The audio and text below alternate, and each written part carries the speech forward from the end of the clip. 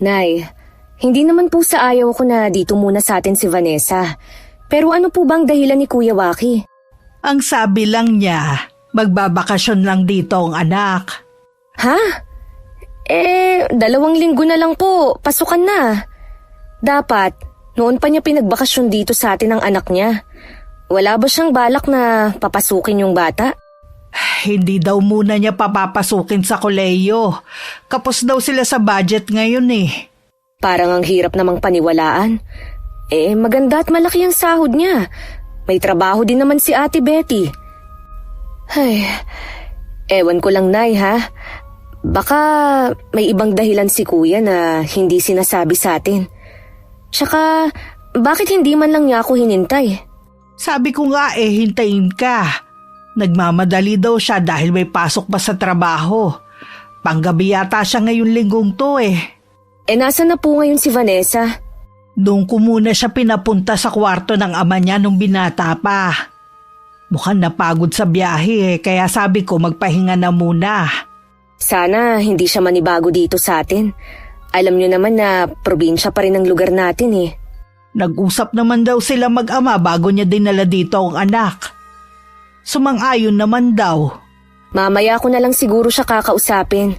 Susunduin ko po muna si Axel sa eskwelahan. Dumaan na rin po pala ako kanina sa palengke para bumili ng ulam natin. Ako na lang magluluto niyan. Sige na, lumakad ka na. Hello, Miss Gwen. Ako si Melanie. May asawa at isang anak. Isa rin po ako sa taga-subaybay ng inyong channel. Madalas po na mag-isa lang ako sa bahay namin dahil malayo ang trabaho ng aking asawa. At gabi na siya nakakauwi. Habang ang anak ko naman ay maghapon sa university. Dahil sa pakikinig ko sa magagandang kwento sa inyong channel, naiibsan po nito ang pagkainip ko.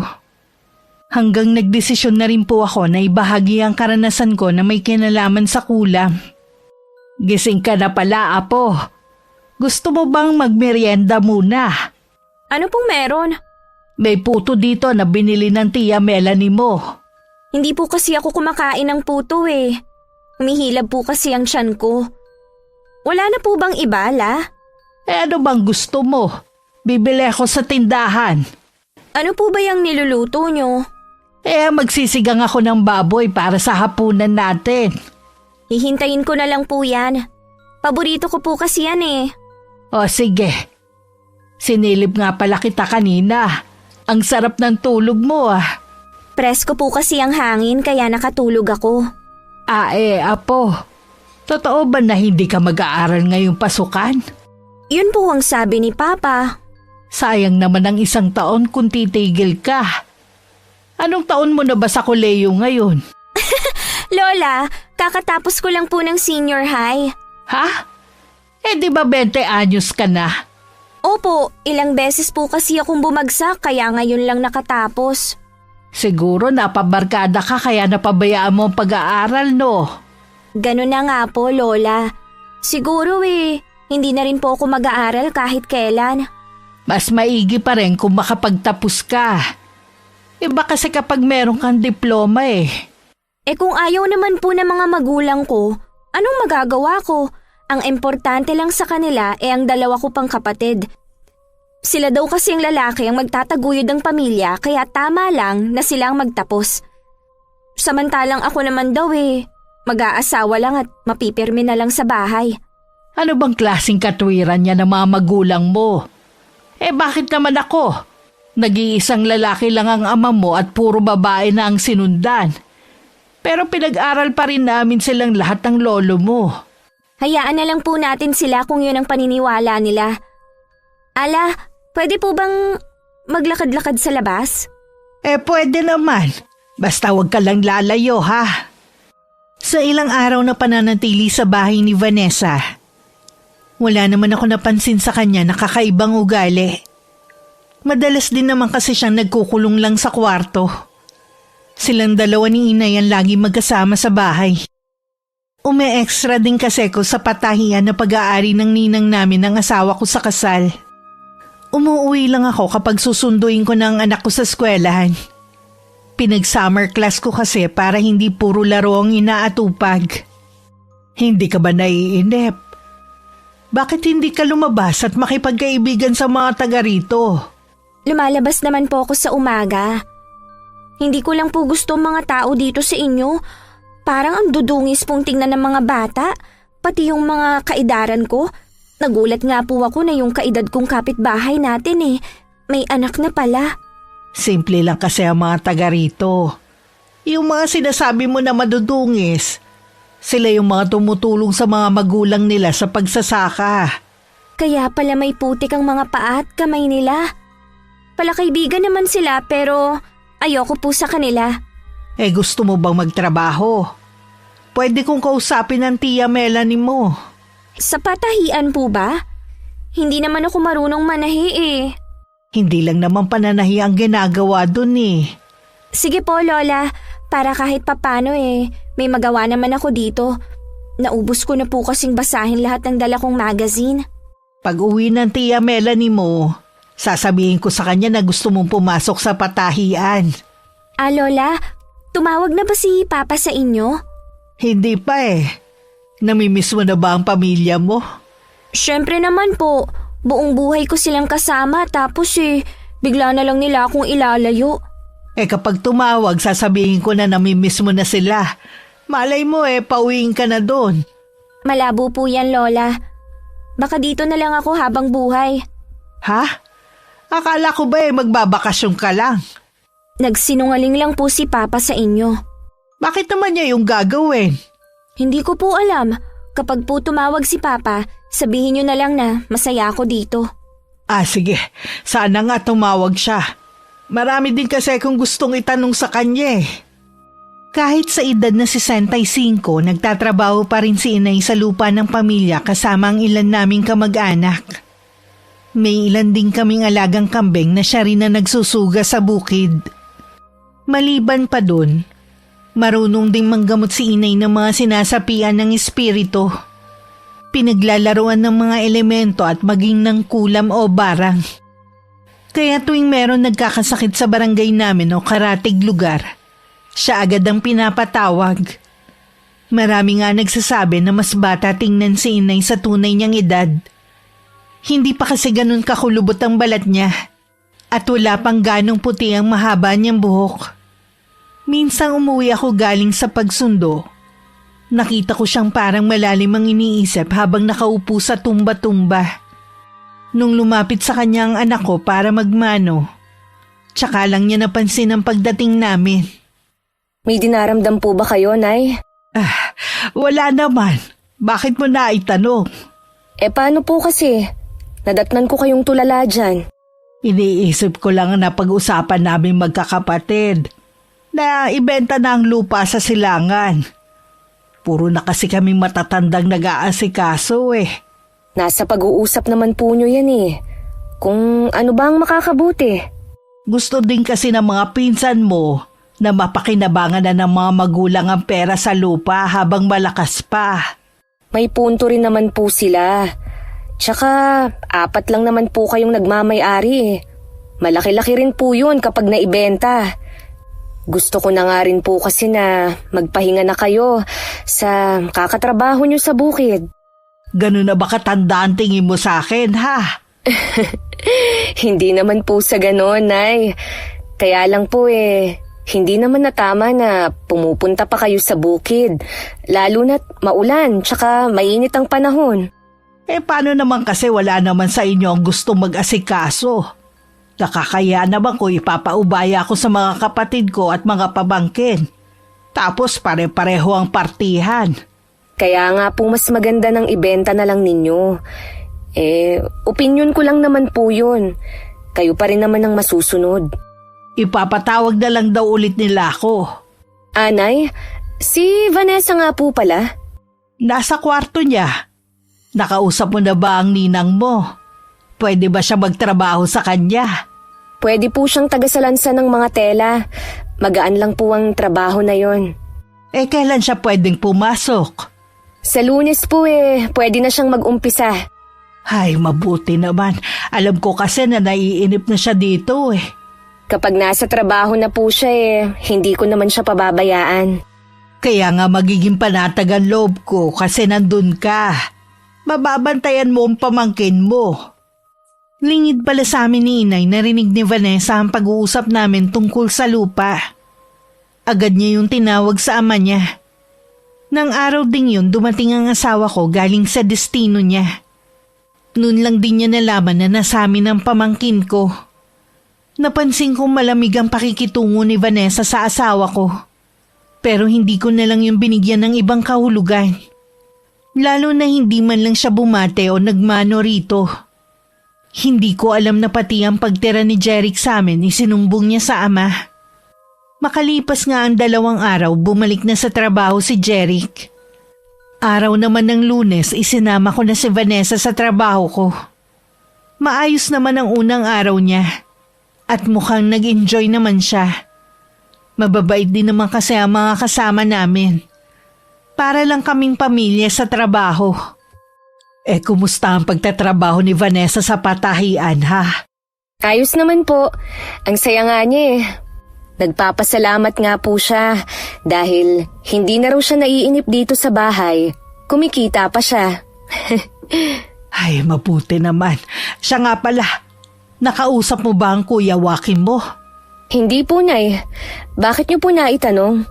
Tumawag siya kanina. Nabanggit niya ang tungkol sa lupa. Nagagalit kasi siya. Bakit daw hindi man lang ipinaalam na balak na natin ibenta ang lupa? Pati ang pagtira ng asawa mo rito. Bakit daw hindi pa kayo bumukod? Bakit kailangan pa pong ipaalam sa kanya? Lupa niyo namang magkakapatid yun. Ako nga na nandito lang hindi nakikialam sa pag-uusap niyo. Tsaka, kaya kami nandito dahil sinasamahan ka namin. Hindi ba niya yun naiisip? Kung hindi ikaw ang nagsabi sa kanya, sino kaya? Imposible naman ang mga pinsan mo dahil hindi naman sila nagkakausap. At hindi naman niya makasundo dahil ang laki ng ipinagbago niya. Akala mo kung sino na siya. Balak nga daw niya umuwi rito kapag magbebentahan na. Pagdating talaga sa pera, ang bilis ni Kuya. Hindi man lang niya naiisip na buhay pa kayo at kayo lang ang may karapatan sa pera niyo.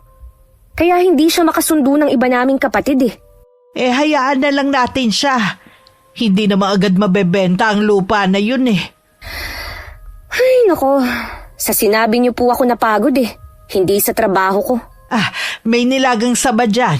Magmerienda ka muna para mawala din ang inis mo. Mabuti pa nga po, Nay. Kayo po, gusto niyong ipagtimpla ko kayo ng kape? Hindi na, katatapos ko lang din naman. Siya nga po pala, Nay. Nabanggit minsan ni Vanessa na hindi na raw muna siya magpapa-enroll. Alam niyo ba ang dahilan? Hindi ko nga alam sa kuya mo Kakagraduate lang pala ni Vanessa sa senior high school. Di ba 20 na siya? Akala ko nasa college na siya. Yun din ang akala ko Napabayaan daw kasi ang pag-aaral dahil napabarkada. Baka yun ang dahilan ng ama para hindi mo na siya pag-aralin. Sayang nga lang ang taon May pera naman sila. Hindi ko talaga maintindihan ng kapatid mo. Sa tingin ko po, may mas malalim pa pong dahilan na hindi natin alam. Tuwing linggo walang trabaho sa patahian. Kaya nagbababad talaga ako sa higaan. Pero nung araw na yun maaga akong bumangon. Naalala ko kasi na yun ang araw na makikipag-usap si Inay sa mga kapatid tungkol sa lupa. Kung final na ba ang desisyon ng lahat. Bago ang sala, madadaanan ko muna ang kwarto ni Vanessa. Bahagya yung nakaawang at nasilip ko pa na gising na rin pala siya. Lalampas na sana ako na matigilan ako. Dahil sa narinig kong sinabi nito sa kausap. Dala ng kuryosidad, pinakinggan ko ang mga sinusumbong nito sa kanyang ama. Nung matapos siya sa pakikipag-usap, tsaka ako tumuloy sa kusina. Nagulat pa si Inay nung makita akong gising na. Oh, bakit ang aga mong gumising? Di po ba ngayon ang punta niyo kay na Tio Juanito? Mamaya pa naman yun Wag nga po pala kayong magmadaling umuwi para makapag-bonding naman kayo ng mga kapatid niyo. Mula po kasi nung mapilay si Tio Juanito lagi na siyang napirmi sa bahay nila Bihira na kayong magkita. Mabuti po doon gagawin ang pag-uusap nyo. Oo nga Gising na kaya si Vanessa? Opo, Nay. Nadaanan ko po siyang may kausap. Bala ko kasi siyang isama para makilala naman niya ang mga pinsan niya. Kung ako po, Nay, wag nyo na lang siyang isama pa. Baka kasi may makita siya ron Maikwento niya pa sa iba. Hindi kita maintindihan. Tsaka ko na lang po sasabihin sa inyo pagbalik nyo. O sige, nahihiwagaan naman ako sa'yo. Maghahain na ako para makakain na tayo. Kasabay naman namin si Vanessa mag-almusal. Nung sabihin sa kanya ni Inay na hindi siya makakasama, ayos lang naman daw at mas gusto niya magpahinga. Pagkaalis naman ni Inay, hinarap ko na ang paglalaban ng mga marurumi naming damit. Nung lumapit sa akin ng pamangking ko para ipalaba ang marurumi niyang damit, sinabihan ko na siya dapat ang maglaban nun. Nagdadadabog na lang siya na bumalik sa kwarto niya. Bit-bit ang maruruming damit niya. Ganyan nga. Ilabas mo ang tunay mong ugali. Wala akong pakialam kahit magsumbong ka pa sa tatay mo. Buong maghapon lang nagkulong sa kwarto niya si Vanessa. Ni hindi lumabas para sumabay sa aming mananghalian. Hindi naman ako nag-abala na tawagin siya. Hindi pwedeng aasa siya ng kung sino sa pamamahay ng mga magulang ko. Hanggang dumating si Inay, hindi pa rin siya lumalabas ng silid niya. Ikinuwento ko kay Inay ang narinig kong sumbong nito sa ama. Talaga? Yun na narinig mong sinusumbong niya kay Waki? Opo, Nay. Hindi nga po ako makapaniwala Akala ko naman, totoo ang pakita niya sa tao na masaya siya. Yun pala, napipilitan lang siya. Hindi na ako nagtataka kung siya ang nagsabi kay Kuya Waki ng tungkol sa lupa. Wala namang gagawa nun kundi siya Kakausapin ko siya. Wag na po muna, Nay. Kilalanin pa po natin ang ugali ng apo nyo. Kung napipilitan lang pala siya na pumasok sa patahian mabuti pa na tumigil na lang siya. Ayokong kung ano-anong sinusumbong niya tungkol sa atin sa tatay niya. Sus! Magsusumbong? Hindi naman totoo ang mga sinasabi. Kaloka naman siya. Baka nga rin hindi totoo na ayaw siyang pag-aralin ng mga magulang Baka yun lang ang sabi niya. Malamang po. Mamaya kakausapin ko na siya na huwag na lang siyang pumasok sa trabaho. Oo nga. Baka yan pa ang pag-awayan ninyong magkapatid. Siyempre mas kakampihan nun at paniniwalaan ng anak niya. Tsaka po may ugali din ang apo nyo. Hindi lang ako pumayag na labhan ng mga marurumi niyang damit. Pinagdabugan na ako. Aba, hindi ko to palalampasin. Tawagin mo siya para makausap ko. Ipinatawag ko na lang sa anak ko si Vanessa. Hinintay namin siya ni Inay sa sala. Ilang sandali lang dumating naman ito at parang hiyang-hiya ang itsura. Hindi rin siya makatingin sa akin ng diretsyo. Ako naman naiinis pa rin dahil sa kabila ng kabutihan na ipinakita ko. Pinagdabugan pa niya ako. Alam mo na siguro kung bakit kita pinatawag. Dahil po ba sa pakiusap ko kay Tia Melanie na isama na rin ang mga marurumi kong damit sa nilalabhan niya kanina? Hindi lang yun. Bakit kailangan mo pa siyang pagdabugan? Hindi po yan totoo, Lola. Siya nga po itong nagsungit Oo, sinungitan kita dahil hindi tama na utusan mo ko na labhan ng mga damit mo. Tsahin mo ko, Vanessa, pero ako pa ang inuutusan mo? Pagkatapos, anong ginawa mo? Nagdadadabog kang umalis. Hindi po yan totoo. Bakit ko naman po yun gagawin? Tia Melanie, bakit ka ba ganyan sa akin? Huwag kang magdrama dyan. Lalo mong pinapainit ang ulo ko Ako pa talaga ang pinalalabas mong masama. O siya, tama na ang pagtatalo ninyo. Huwag na sanang maulit ang bagay na to, ha? Ikaw, Vanessa, matuto ka sanang makisama. Hindi lang dito, kahit saan ka pa pumunta. Importante yon para lahat ay makasundo mo. Opo, Lola. Siya nga pala, kung napapagod ka ng magtrabaho sa patahian, pwede ka nang tumigil. Wala namang kaso sa amin ng inay kung wala kang ambag dito sa bahay. Hindi namin kailangan ng sahod mo. Masaya naman po ako sa patahian. Gusto ko rin na may sarili akong pera. Ayaw lang kasi namin na may masabi ang papa mo. Baka isipin niya pinapahirapan ka namin dito.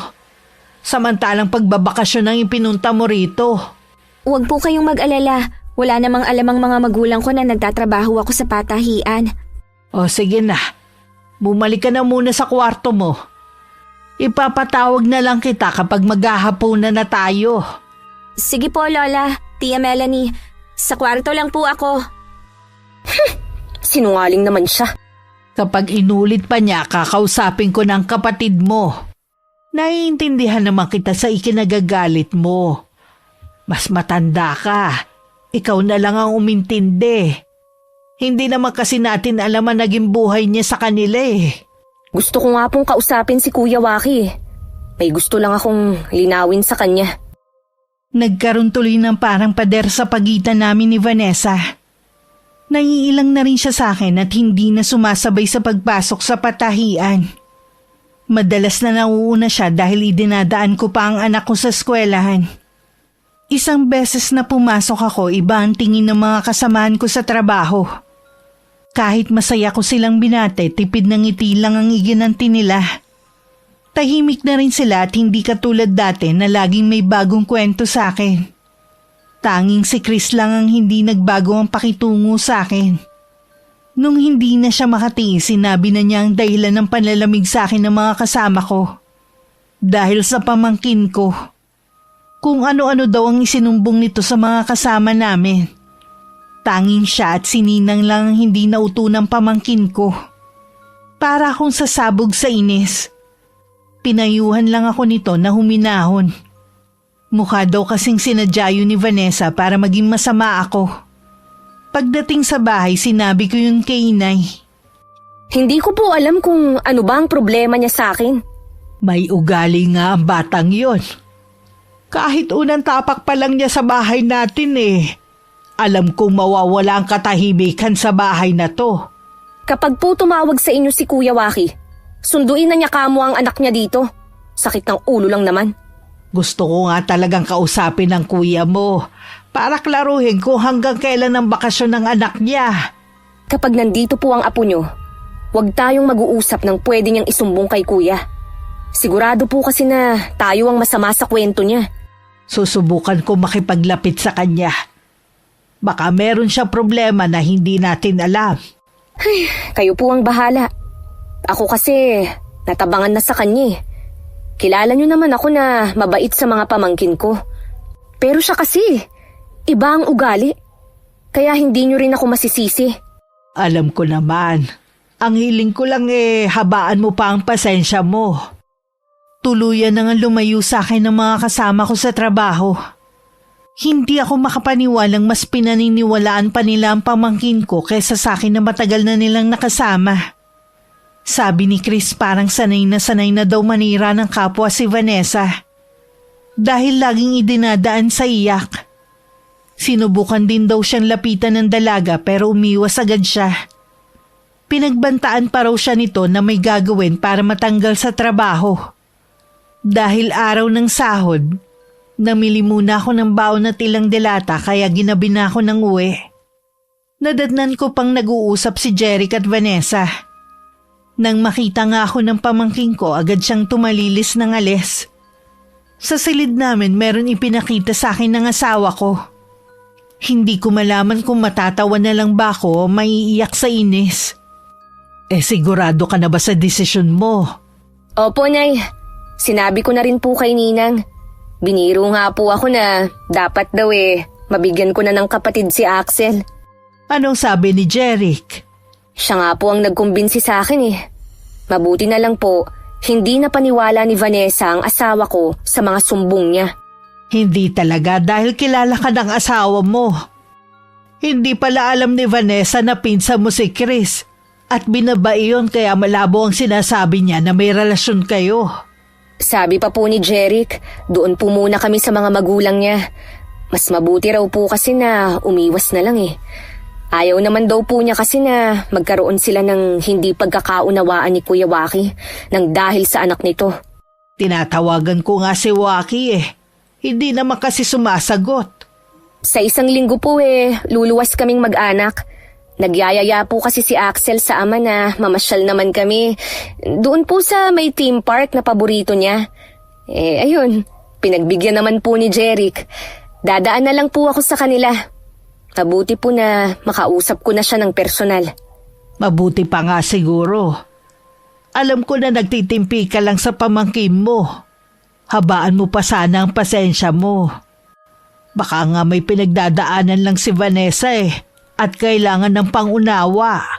Yan na nga lang po ang iniisip ko Dahil kung hindi, baka nakalbo ko na po ang apo nyo. Nung lumuwas kami, sinabi ko kay Inay na hindi kami makakauwi kundi kinabukasan pa. Pagkatapos ng pamamasyal naming mag-anak at pagkain sa labas, pinuntahan namin ang bahay ni Kuya Waki. Pero wala siya ron. Tanging ang hipag ko lang ang naroon at siya ang nakausap namin. Hindi rin siya pumayag na bumalik agad si Vanessa sa bahay nila. Para bang ipinaubayan na niya sa amin ang pagdidisiplina sa anak nila. Samantala, mukha namang maamong tupa si Vanessa habang kaharap si Inay.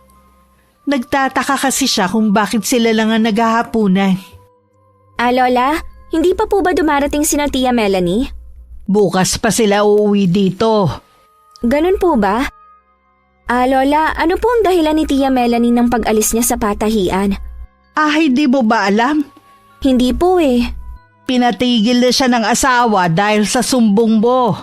Lola, totoo naman po ang nakikita ko. Ayoko lang po na pagtakpan siya sa mali niyang ginagawa. Binalaan ko na po siya na tigilan na, pero hindi siya nakikinig sa akin. Ako pa ang pinalalabas niyang masama at gumagawa ng kwento. Hindi lang ako, marami kaming nakakita sa pagiging malapit nila ni Chris. Kung tutuusin, pwede nang pumasa na nakababata niyang kapatid to Totoo namang malapit silang dalawa ni Chris Dati nga tumira pa siya dito sa bahay namin. Maaga kasing naulila si Chris sa magulang. Kaya kami nang itinuring niyang pangalawang magulang. Malapit pala siya sa inyo. Tapos ganun ang gagawin niya? Hindi ba siya nandidiri nun? Binata naman siya. Dapat naghanap na lang siya ng dalaga. Pamangkin si Chris ng nasira kong asawa. Malapit talaga sila sa isa't isa ni Melanie. At siya din ang naging daan para magkakilalang anak ko at si Jeric. Kaya hanggang ngayon wala pa rin siyang asawa dahil bakla siya. Hindi niya type ang mga babae. Po? Iibig pong sabihin wala talaga silang relasyon? Hindi ko nga alam kung bakit mo yung ginawa sa tiyahin mo Mabuti naman ang pakikitungo niya sa'yo. Kita mo nga pinasok ka pa niya sa trabaho. Akala mo ba hindi nakakarating sa amin ang pagsusumbong mo sa ama mo? Lola, hayaan niyo po ako makapagpaliwanag. Malinaw na sa amin ang lahat. Kaya pasensya ka na, apo. Ipapasundo na kita sa ama mo. Nakikiusap po ako sa inyo. Ayoko pa pong umalis dito. Masaya po ako sa trabaho ko. Pero sinisira mo kami dito sa mga mali mong sumbong. Buong puso ka naming tinanggap. Pero yan lang ang gagawin mo. Wala naman talaga akong isusumbong kay Papa. Yung kay Tia Melanie, nagkamali lang po talaga ako ng akala sa kanila ni Chris. Hindi naman po sila nasirang mag-asawa Paano kung iba ang nangyari, ha? Ganun na lang ba yun? Masisira ang samahan ng mag-asawa dahil sa mali mong sumbong? Hindi ko na po yun uulitin. Hindi na talaga. Mag-impake ka na ng mga damit mo. Baka bukas o makalawa sunduin ka na rito. Hindi mo na rin kailangan pumasok pa bukas sa trabaho. Lola. Bago umuwi dito ang mag-anak, dadaan muna sila sa bahay ninyo. Kakausapin ni Melanie ang mga magulang mo para malaman namin kung may problema ka. O sadyang ganyan na ang ugali mo. Akala ko pa naman po mabait kayo. Yun pala, wala rin kayong ipinagkaiba sa mga magulang ko. Nakita mo naman kung paano ka namin tinanggap. Ikaw ang may problema. Ayokong masira ang katahimikan sa bahay na ito. Kaya mabuti pang umuwi ka na lang sa inyo. Sige po, kung yan ang magpapasaya sa inyo. Masaya kami na nandito ka, kaya lang Huwag niyo na pong ituloy, Lola. Paulit-ulit niyo namang sinasabi na kasalanan ko na ako ang may problema. Pasensya na po. Nawala na ako ng ganang kumain. Iba talaga ang ugali niya. Sana magbago pa rin siya para din naman yun sa kanya. Buong gabi kong hindi makatulog. Iniisip ko ang pinag-usapan namin ng hipag ko. Inaalala ko rin ang sitwasyon namin sa bahay. Mag-uumaga na siguro na makaramdam ako ng antok. Kaya naman sa biyahe medyo nahihilo ako. Pagdating naman sa bahay, si Inay lang ang nadatnan ko. Sabi niya wala daw si Vanessa. Baka daw pumasok sa patahian. Matigas talaga ang ulo niya. Sinabihan ko na siya na hindi na niya kailangan pang bumalik sa patahian dahil baka susunduin na rin siya rito. Nay, si Ate Betty lang po ang nakausap ko. Nasa seminar daw po kasi si Kuya Waki. Ano ang napag-usapan ninyo? Sa 3 daw pong magkakapatid. Si Vanessa po ang pinakapasaway sa lahat. Mahina rin daw sa klase, kaya late nang nakagraduate. Sinabi ko rin po ang mga ginagawa niya rito sa atin. Ganyan na raw talaga ang gawain ni Vanessa. Kaya wala nang gustong magtiwala sa kanya. Wala nga rin daw mga kaibigan Bakit hindi pa nila sunduin dito? Ayaw na po ng hipag kung naroon si Vanessa sa bahay niya. Ano bang klaseng nanay siya? Para abandonahin ang sarili niyang anak. Nay, lahat naman daw po ginawa niya para kay Vanessa. Nasa apo niyo raw kasi ang problema. Pati raw kasi yung 2 kapatid biktima na ng kanilang ate dahil sa mga sumbong nito. Kahit ano pa ang dahilan niya, wala siyang karapatang pabayaan ng anak niya. Masigit siyang kailangan ng anak niya ngayon. Nay, may dapat po kayong malaman. Huwag po muna kayong magalit kay Ate Betty. Naniniwala po ako sa sinasabi niya na lahat ginawa na niya. Baka napuno na lang din talaga siya, lalo na't naaapektuhan na ang tunay niyang mga anak. Ha? Hindi kita maintindihan.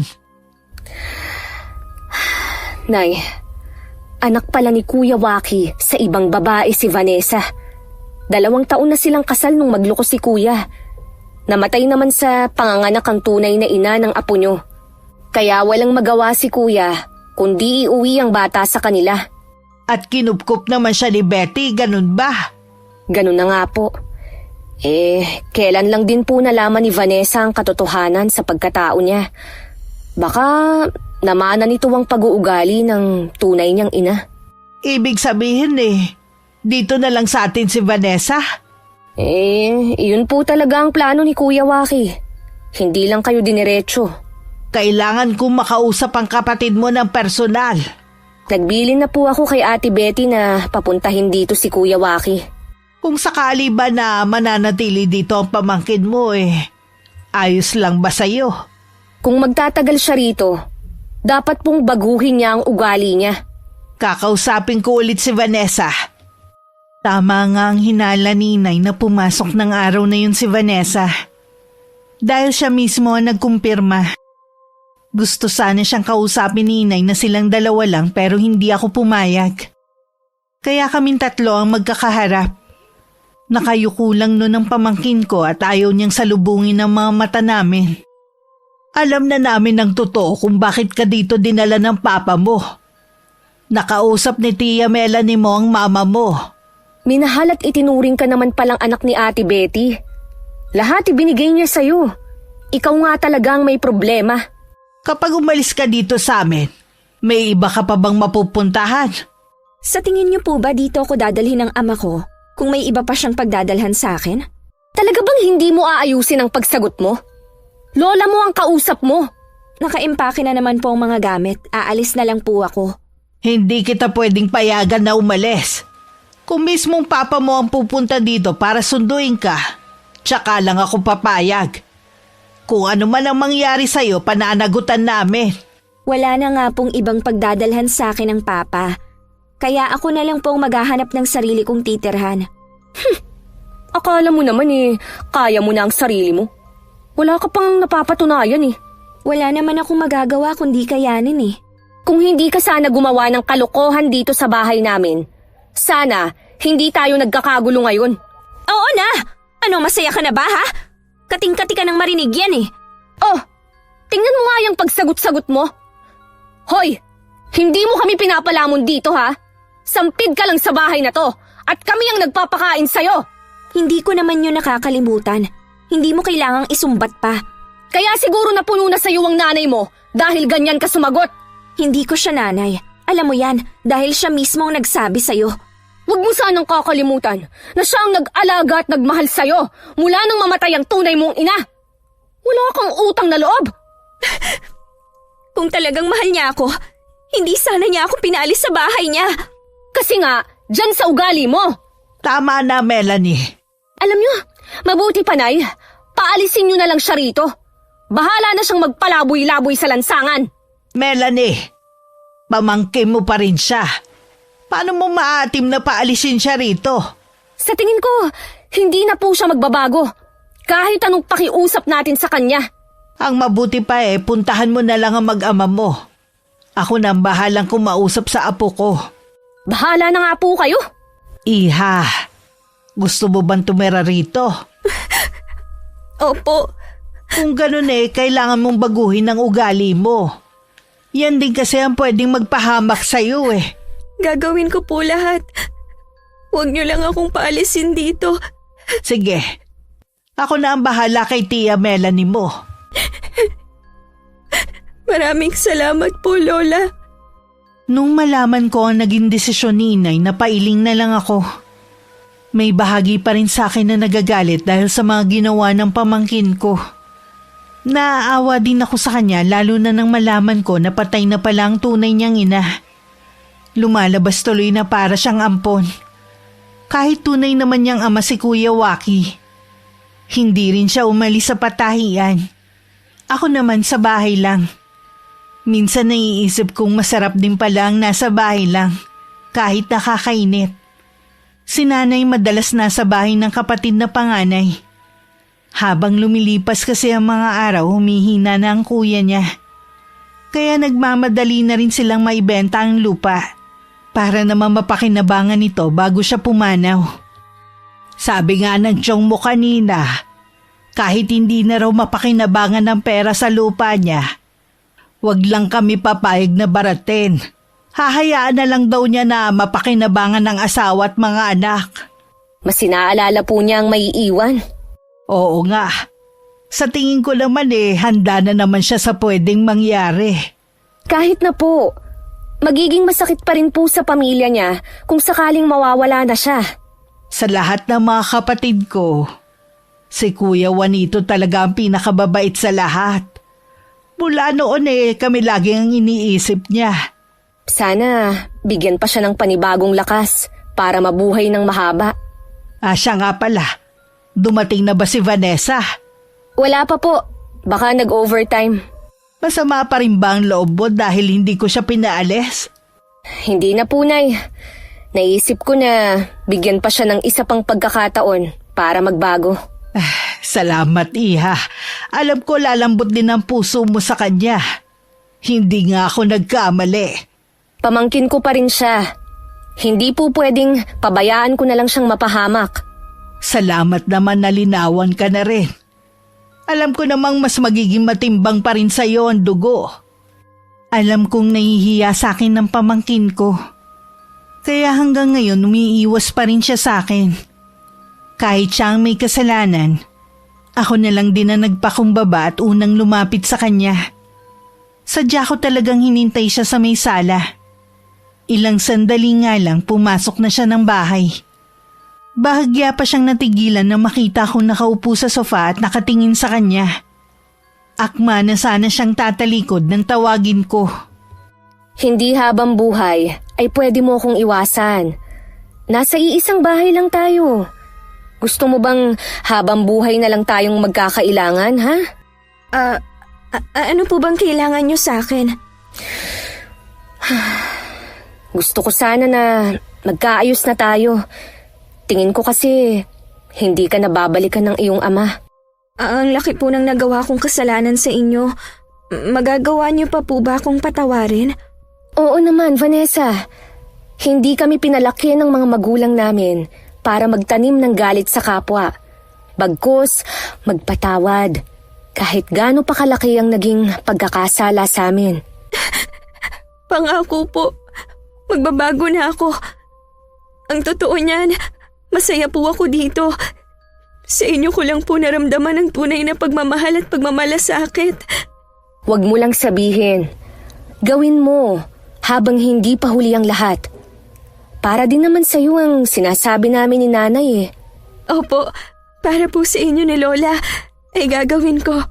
Siya nga pala, nag-usap kami ng inay tungkol sa'yo. Mas gusto kasi namin na mag-aral ka kesa magtrabaho sa patahian. Sinabihan na po ako dati ni Papa na hindi na ako makakapag-aral. Total naman daw walang pumapasok sa utak ko. Ay nako, yan talagang ama mo. Imbis na hikayatin ka, namintas pa eh. Siya rin naman nung nag-aaral eh, mahina rin ang utak. Late na rin kaya siyang nagtapos. Pinilit lang talaga siya ng mga magulang namin dahil nag-iisa siyang lalaki at panganay pa. Talaga po? Wala kasing nababanggit si Papa. Siyempre, kahihiyan yun sa parte niya. Ay nako, sigurado ako, hindi rin alam yun ni Ate Betty. Baka hindi rin po magbigay ng panggastos ko si Papa. Hindi rin po ako makakapag-aral. Kami na ang bahala ni Inay sa pag-aaral mo. Gusto namin na may diploma ka na ipagmamalaki balang araw. Nakakaiyak ba ang sinabi ko? O baka ayaw mo talagang mag-aral? Pasensya na po. Hindi ko lang po mapigilan. Naiiyak po kasi ako. Gusto ko talagang mag-aral. Ang bait niyo po sa akin. Yun naman pala eh. Kaya sa pasukan, sasamahan na kitang mag-enroll. Pwede po ba na habang naghihintay ako ng klase magtrabaho muna ako sa patahian? Gusto ko lang po kahit pambaon makapag-ipon ako. O sige, wala namang problema yon. Nagulat pa ako nung biglang yumakap sa akin ng pamangking ko habang umiiyak.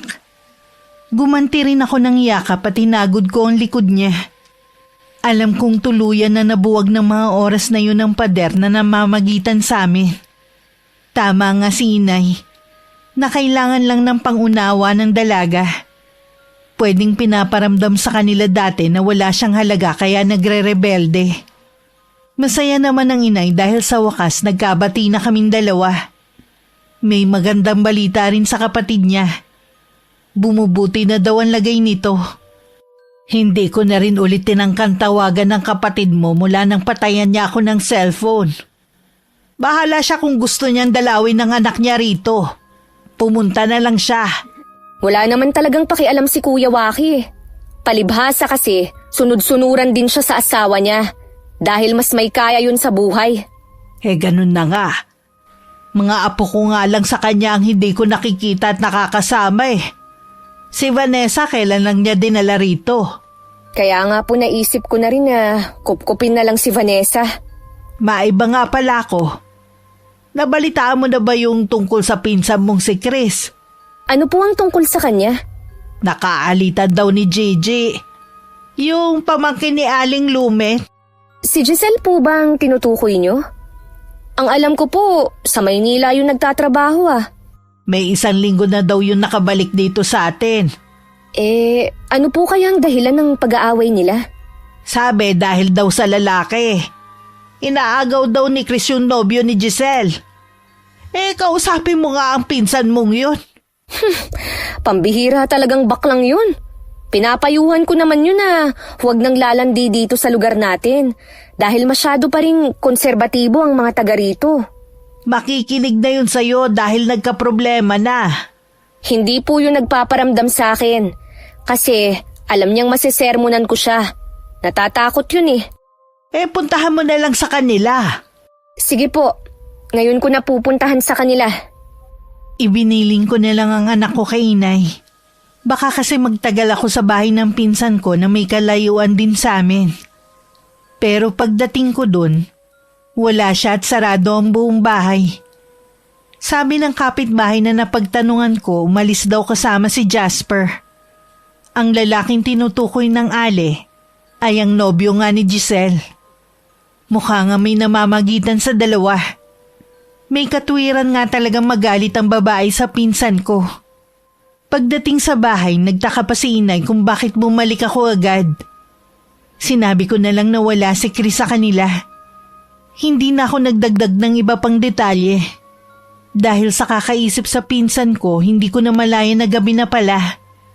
At wala pa ang pamangking ko kung hindi pa nagsabi ang inay. Baka naman po nag-overtime na naman sa trabaho. Sinabihan ko na nga yun na wag mag-overtime dahil hindi ko gusto na umuwi siya ng gabi. Gusto po kasing makaipon ng bata para sa pasukan. Sinabihan ko naman siyang ako na ang bahala. Hayaan niyo po. Mamayang pag-uwi sasabihan ko siya. Nag-aalala lang kasi ko sa kanya. Iba na ang panahon ngayon Dapat nga po nandito na siya kahit nag-overtime siya sa patahian. Hindi po kaya kasama ng mga kaibigan? Tumatawag yun sa akin kapag naiimbita ng mga kaibigan. Kung sa bagay nga, nagpapaalam din yun sa akin sa umaga bago pumasok Lalabas na nga po muna ako. Oh, may humintong tricycle sa tapat natin. Baka siya na ang sakay. Oo nga po, Nay. Siya na nga po. Nung makapasok sa bahay, agad na nagmano sa amin si Vanessa. Napansin ko na parang mailap ang mga mata niya at para siyang balisa. Nung sulyapan ko ang mga kamay niya, bahagya pa yung nanginginig. Magtatanong na sana ako nang maunahan ako ni inay. Bakit ngayon ka lang? Pasensya na po, Lola. Nag-overtime po kasi ako Di ba sabi ko na sa'yo, ayokong umuwi ka ng gabi? Last na po itong mag-overtime ako. Nangihinayang lang po kasi ako. Huwag mo nang isipin ang tungkol sa gagastusin mo sa pag-aaral. Kami na ang bahala dun. Nakakahiya naman po kasi. Apo kita, hindi mo kailangan mahiya.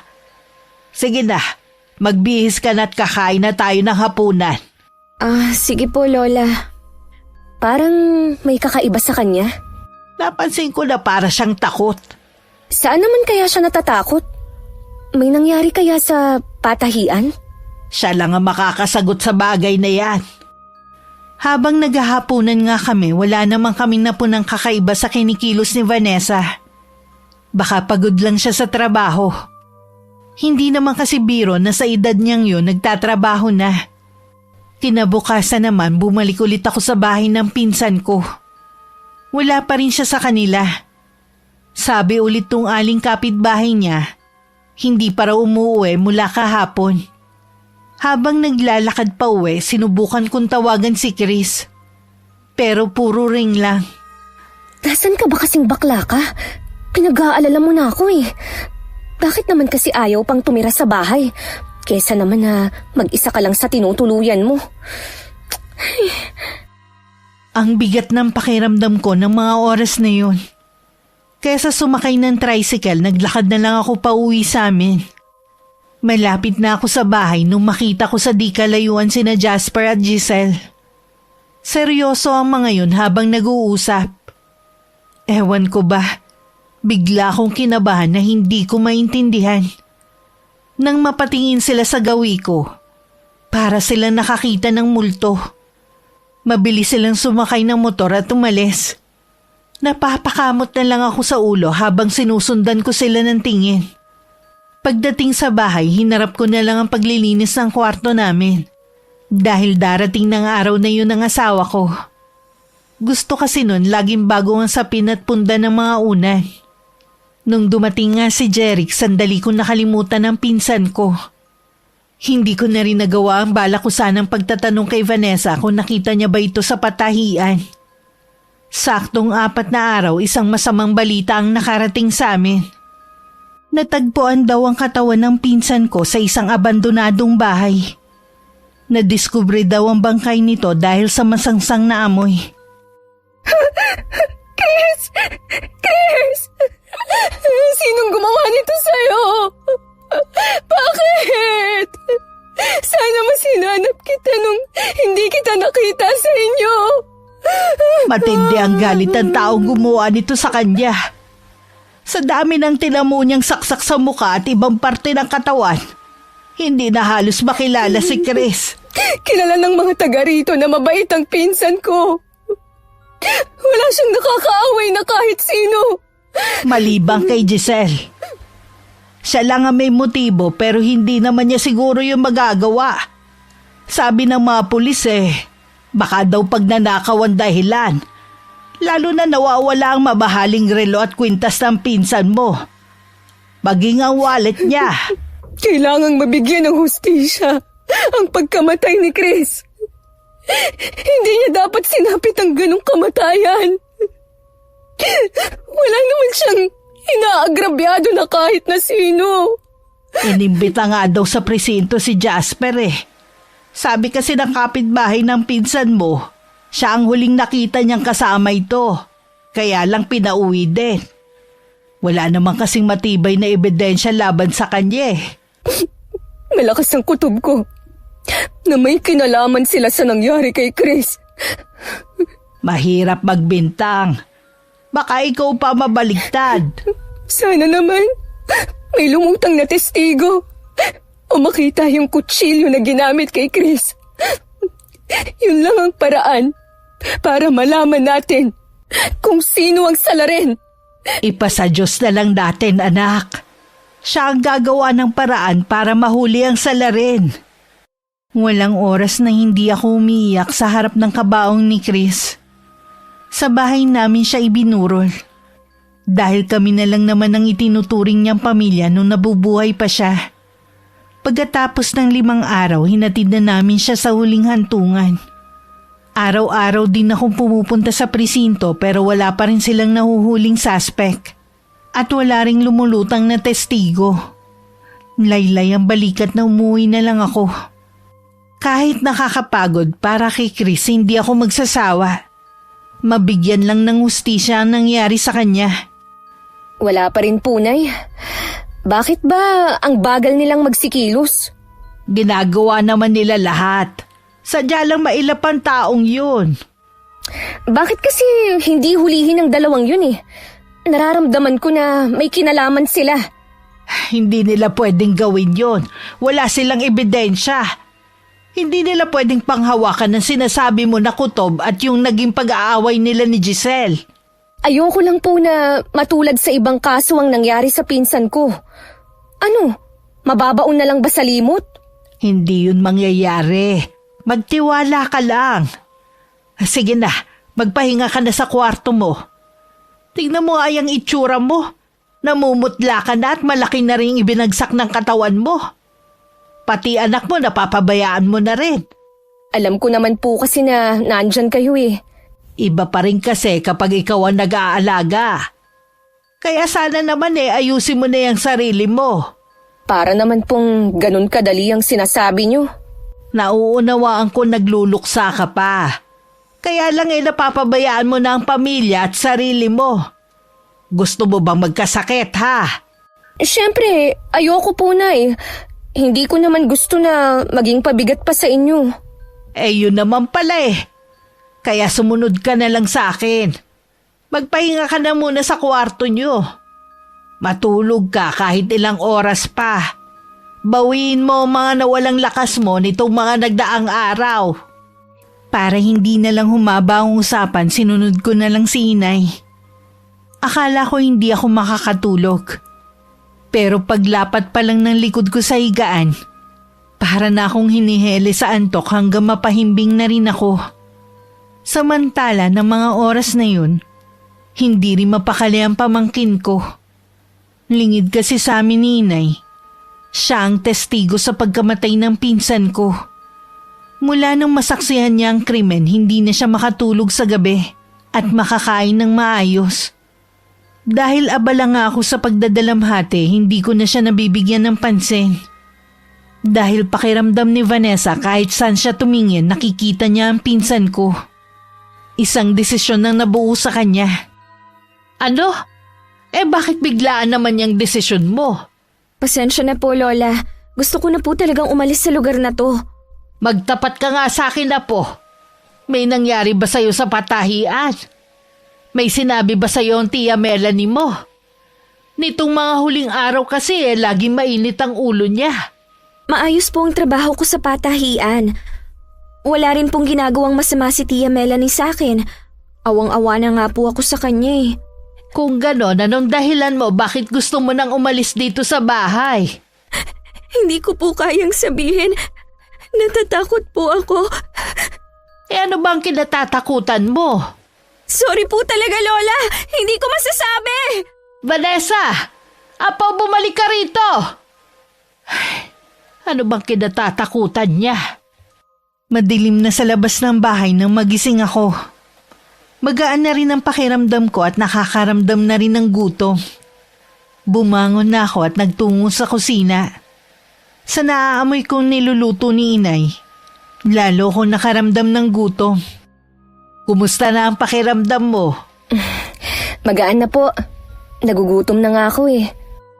Sandali na lang to niluluto ko. Nay, hindi pa po ba umuwi si Vanessa galing patahian? Hindi na siya pumasok sa trabaho. Gusto na rin niyang umalis dito. Ha? Bakit naman ho? Ayaw niyang sabihin eh. Pero alam ko meron siyang mabigat na pinagdadaanan. Wala naman po kasi siyang nababanggit noon na problema niya eh. Baka sumabay lang sa pagkamatay ni Chris kaya hindi siya nakakapagsabi sa atin. Nasa kwarto lang po ba siya? Oo, maghapon lang siyang hindi lumalabas. Pupuntahan ko lang po siya. Hindi ko maiwasang makonsensya. Dahil may pinagdadaanan na pala ang pamangking ko, hindi ko pa alam. Mula nang magkasundo kami, naging malapit na kami sa isa't isa. Kahit yung maliliit na bagay sinasabi na niya sa akin. Kabisado ko na nga ang mga gusto niyang pagkain pati klase ng damit. Kaya kapag binibilhan ko siya dati alam ko na kahit hindi ako magtanong sa kanya.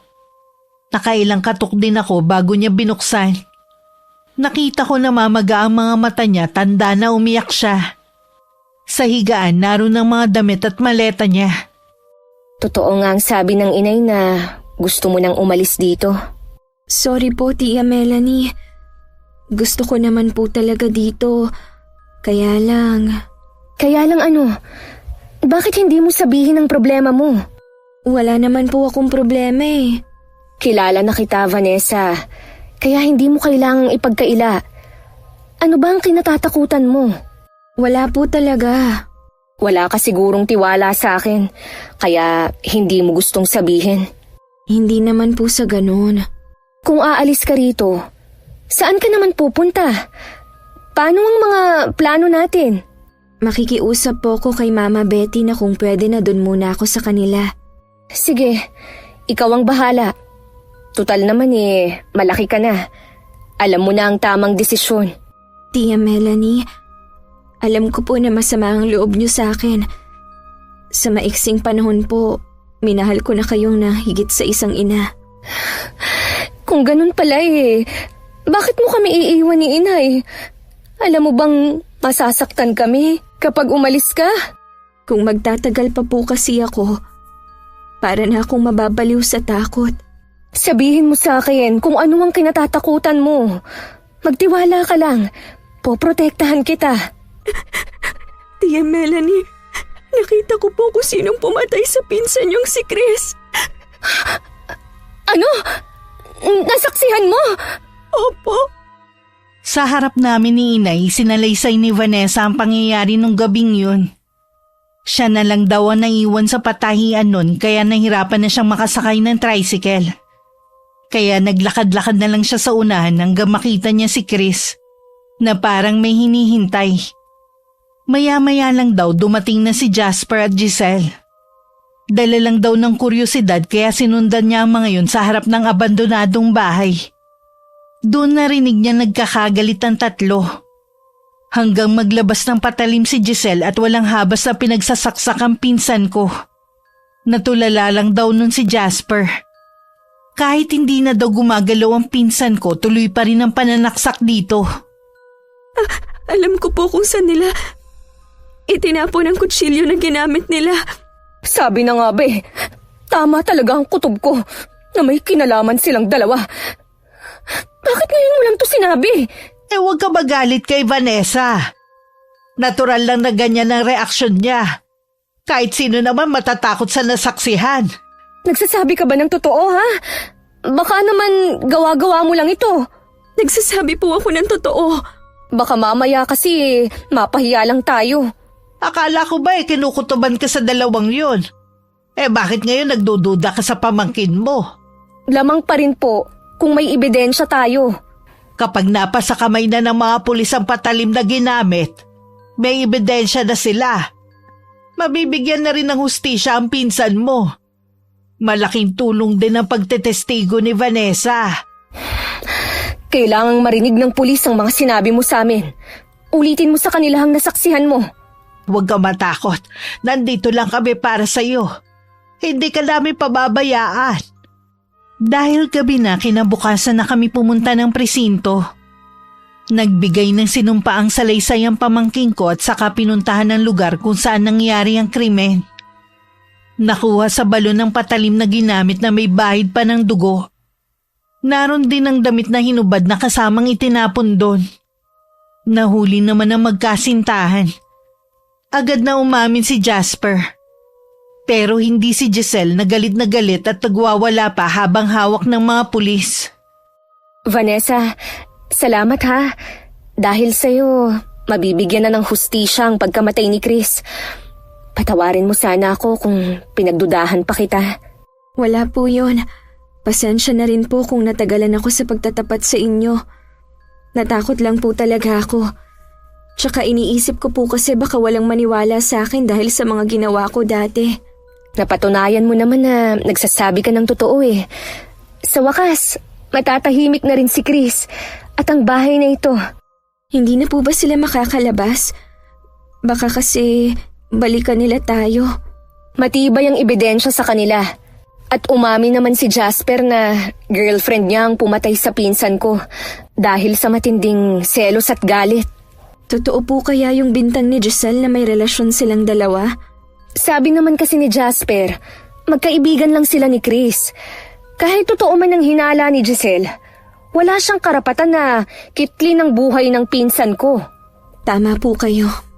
Ngayon, pagbabayaran niya ang krimen na ginawa niya. Ang kapal pa rin nga ng mukha eh. Ayaw pa rin niyang umamin. Nagbanta pa talaga siya. Wala na naman po siyang magagawa pa eh. Dahil nasa kulungan na siya. Ay nako, ganun na yata ang babaeng yun. Vanessa, ang mabuti pa, samahan mo akong mamalengke. Gusto kong magluto ng mga paborito ni Chris. Sige po, sasamahan ko kayo. Gumayak lang kami sandali at umalis na rin. Habang nasa palengke kami, hindi mapakali si Vanessa. Panay ang lingon niya sa paligid. Mahigpit din ang kapit niya sa kamay ko. Nung tanungin ko siya kung bakit, umiling lang siya.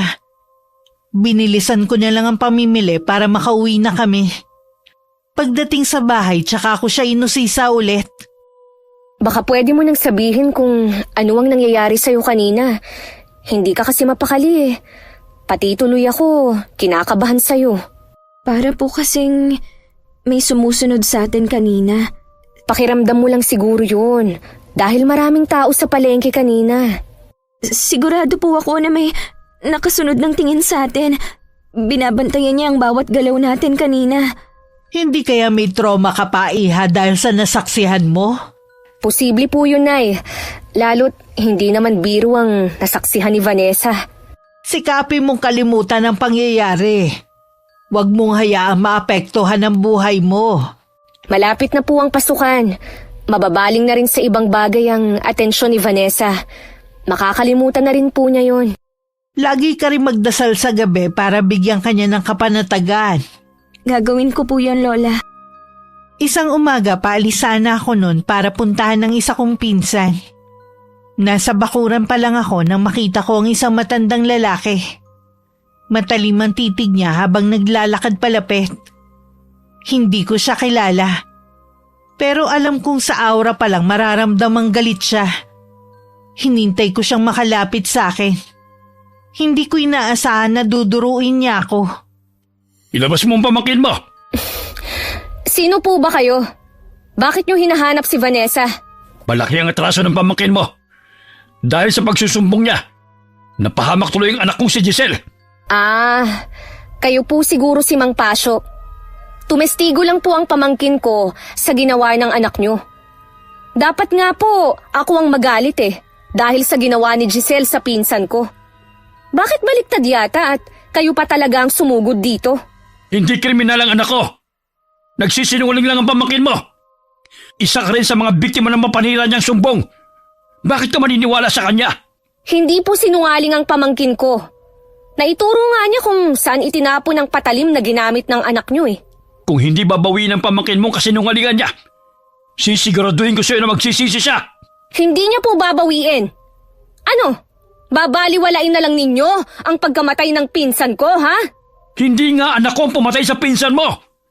Hindi ako papayag na mabulok ang anak ko sa kulungan. Huwag mong sirain ang kinabukasan niya. Di sana ho, hindi niya pinatay ang pinsan ko para wala siya sa kulungan. Umalis na nga po kayo rito bago ko pa kayo kasuhan. Huwag mong ubusin ang pasensya ko. Binibigyan ko lamang kayo ng ilang araw para buuin ang testimonya ng pamangkin mo. Dahil kung hindi, pagsisisihan niyang tumungtong siya sa lugar na ito.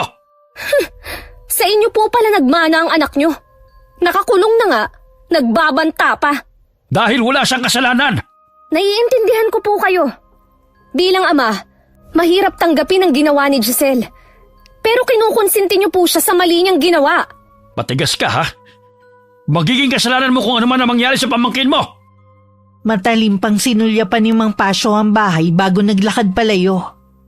Hindi na rin ako tumuloy umalis dahil mag-isa lang ang pamangkin ko sa bahay. Nag-aalala kung baka bumalik siya at manggulo ulit.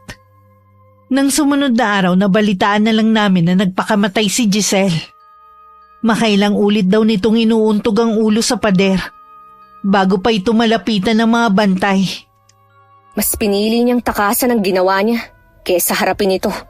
Ipagdasal pa rin natin na nawa'y tanggapin pa rin sa langit ang kaluluwa niya. Sigurado, galit na naman si Mang Pasyo sa nangyari. Makitid din ang pag-iisip ng lalaking yun. Hindi ko alam kung bakit ba siya bumalik dito.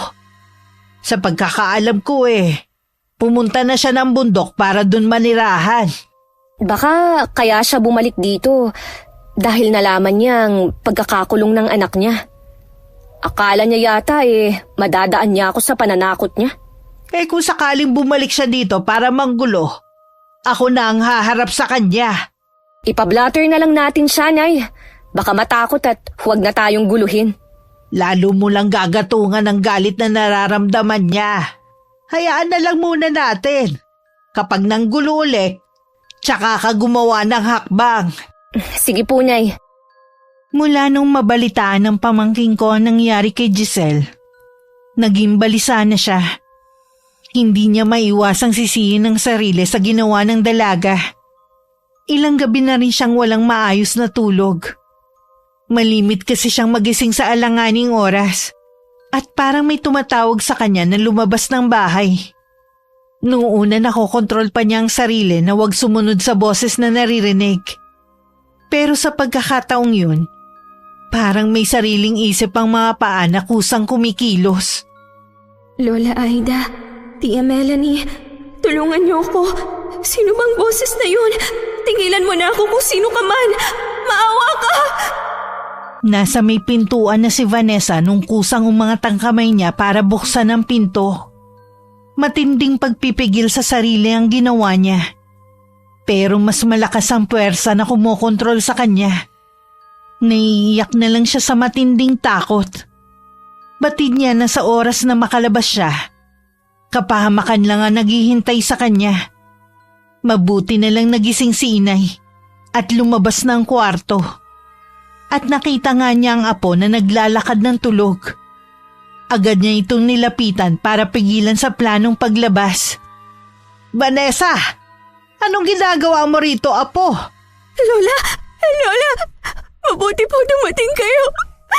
Bakit gising ka pa ng ganitong oras? Ilang gabi na po akong nagigising ng ganitong oras.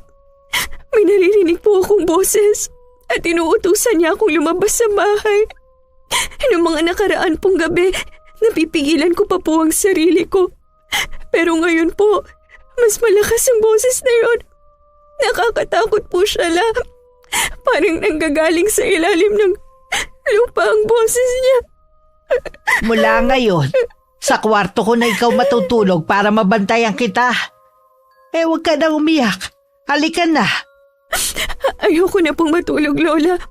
Baka bumalik na naman ang boses na yon. Huwag ka matakot sa boses na yon. Akong bahala sa kanya. May pangontra ako para hindi mo siya marinig. Sino po kaya siya, Lola?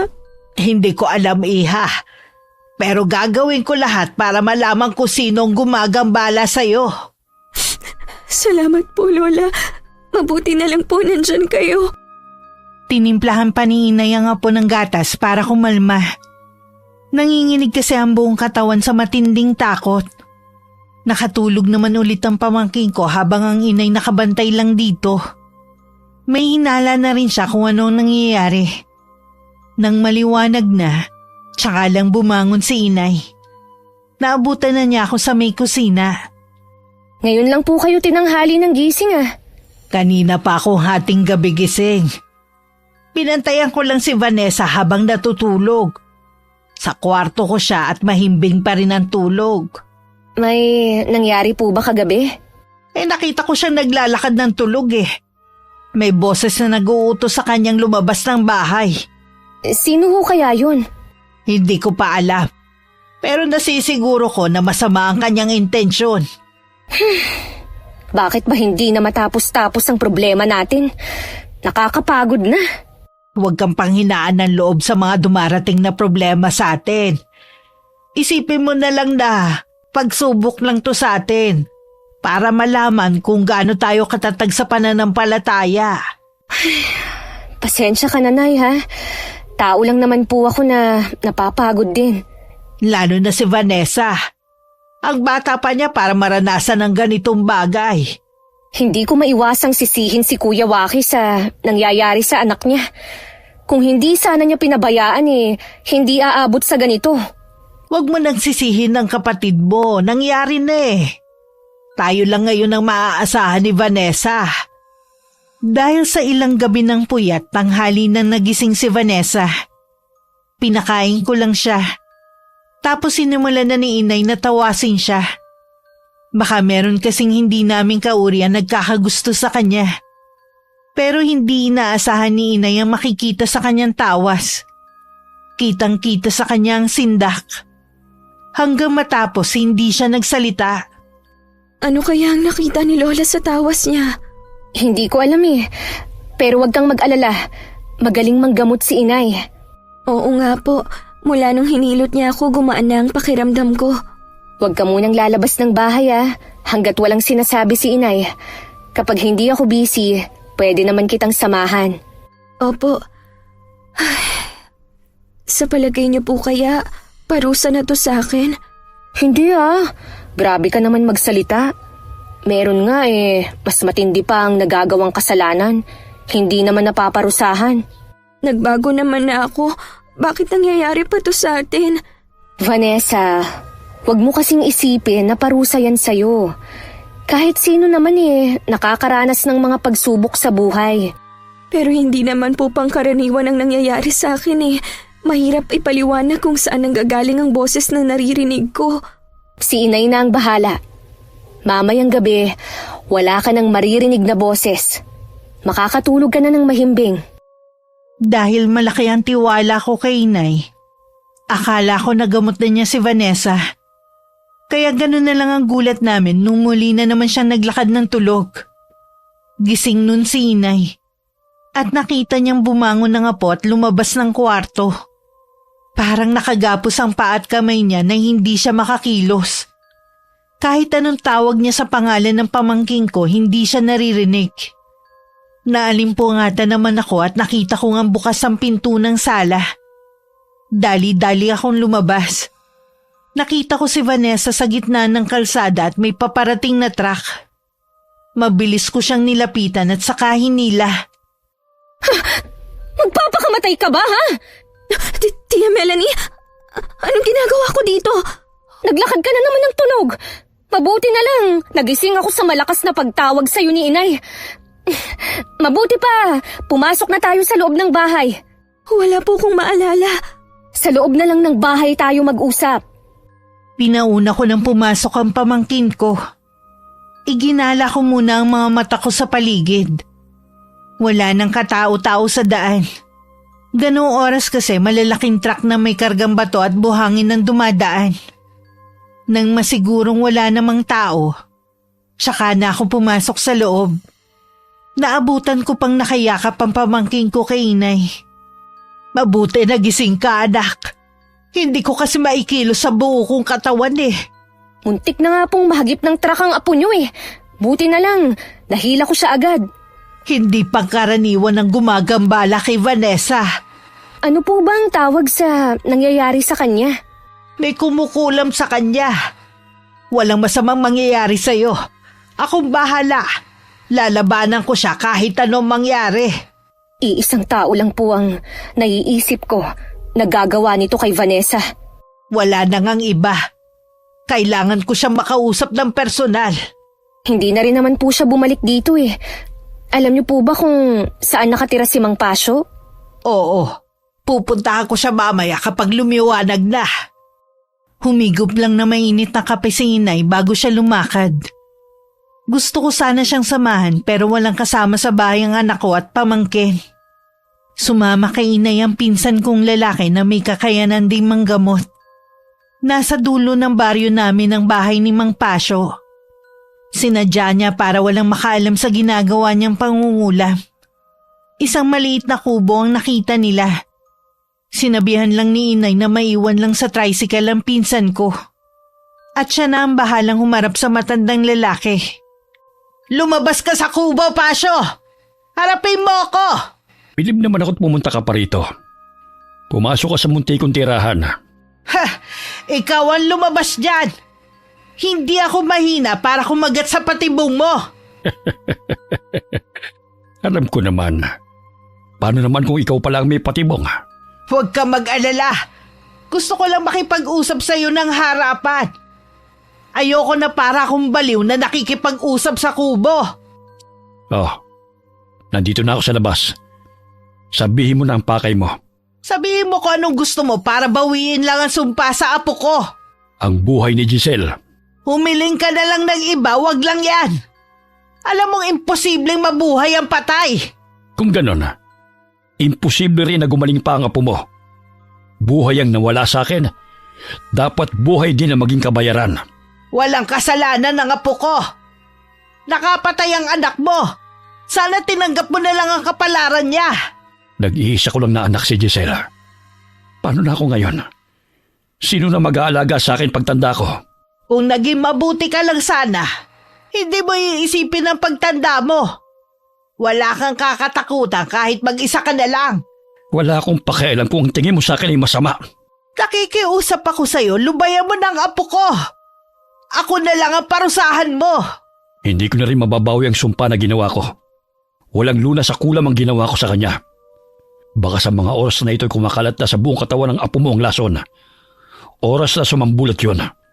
Wala ka na magagawa pa. Wala kang puso! Magulang ka rin. Naiintindihan mo dapat ang nararamdaman ko. Nauunawaan ko ang pagdadalamhati mo. Pero hindi mo ba naiisip kung bakit nagkaganon ang anak mo? Baka may kasalanan ka rin. Nasaan ka ng mga panahong lumalaki si Giselle? Nasa bundok ka. Kaya hindi mo nasubaybayan ang paglaki niya.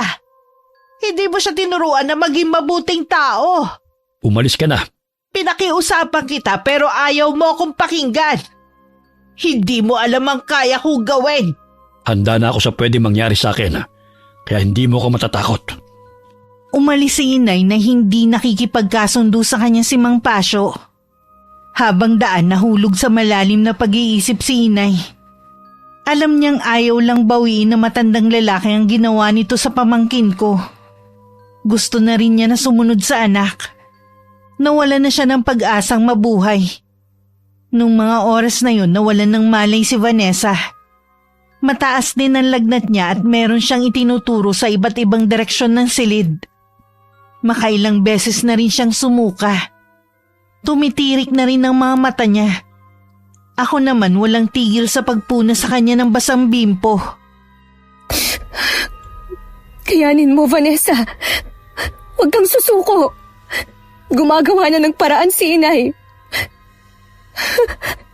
Diyos ko, pumubula ang bibig niya sa sobrang taas ng lagnat.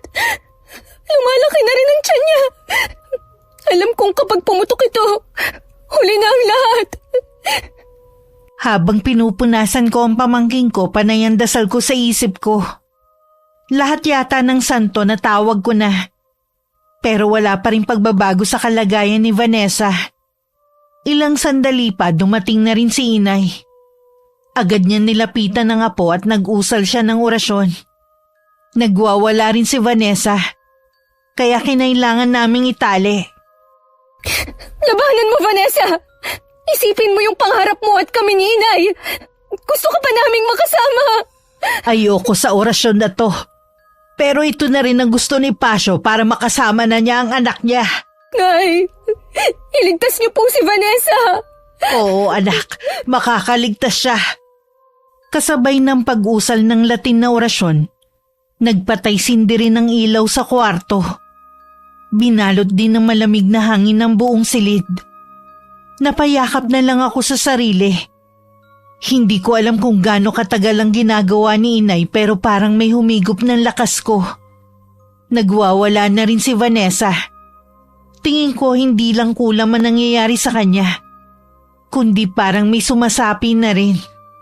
Nag-iiba-iba na kasi ang boses niya. Vanessa! Nay, nawalan po siya ng malay. Tapos na. Nagawa kong talunin ang karunungang itim ni Pasio. Ibinalik ko sa kanya ang sumpang ibinigay niya kay Vanessa. Ibig sabihin, magaling na si Vanessa. Ay, salamat naman. Hayaan na lang muna natin siya.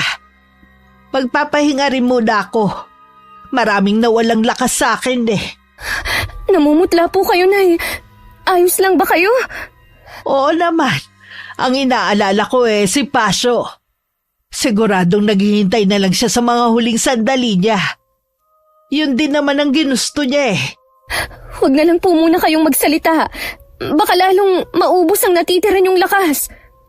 Pagkagising ng pamangking ko, parang nagdahilan lang siya.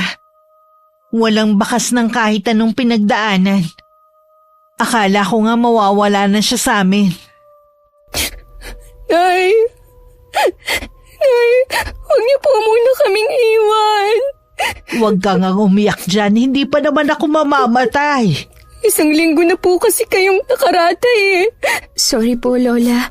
Kung dahil sa akin ay napahama kayo, sana hinayaan niyo na lang ako. Hindi, Apo. Wala ka namang kasalanan eh. Ayos lang naman ako. Kaya wag na kayong mag-alala. Mawawala lang po ang pag-aalala namin kung makakatayo na kayo dyan. Salit-salita ng ginawa naming pag-aalaga kay inay. Hanggang manumbalik ang lakas niya. Siguro dahil sa dami ng mga nagamot na rin ni inay, sinisingil na siya. Mula nang gamutin niya si Vanessa, hindi na siya ganong kalakas. Mabilis na rin siyang mapagod. Magkaganon man, araw-araw ako nagpapasalamat na kasama pa rin namin siya hanggang ngayon. Narinig ko pong pinag-uusapan kanina sa may tindahan si Mang Pasio. Namatay na rin pala siya. Wala ka ng katatakutan dahil wala na siya. Magiging normal na ulit ang buhay mo. Salamat, Tia Melanie. Hindi niyo ako sinukuan ng lola. Malapit na ang pasukan. Mababaling na rin sa pag-aaral ang atensyon mo. Magiging mabuting estudyante ako para wala akong maapakan na kapwa ko. Pagbubutihin ko rin para hindi sayang ang pagpapaaral niyo sa akin. Tinupad nga ni Vanessa ang mga pangako niya sa amin. Kahit ang mga magulang niya nagulat sa malaking pagbabago sa kanya. Sa kasalukuyan, nakatapos na ng pag-aaral ang pamangkin ko at may maayos na trabaho. Habang sinusulat ko ito, nasa tabi ko siya para alam niya na kwento namin ang ipapadala ko sa inyo, Miss Gwen. Sana kapulutan ng aral ng mga nakikinig sa inyong channel ang kwento namin. Wakas.